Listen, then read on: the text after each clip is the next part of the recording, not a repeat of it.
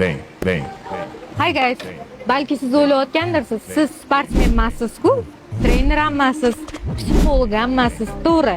Lekin eng yaxshi sportsmenlardan mingdan oshiq kurs sotib olganim hisobga olmaganda va yaxshi psixologlardan yili davomida o'qiganim hisobga olmaganda va institutga psixologiyaga topshirganim hisobga olmaganda va 4-5 ta biznesdan tashqari hisobga olmaganda, to'g'ri, sportsmen ham emasman, psixolog ham emasman, lekin menga ishonadigan qizlar juda ham ko'p.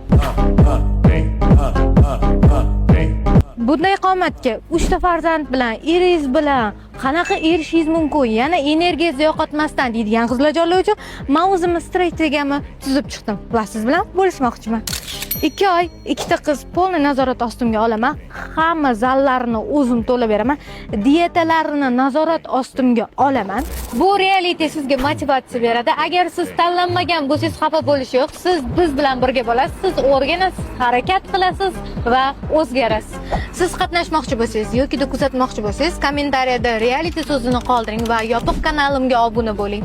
Biz boshladik.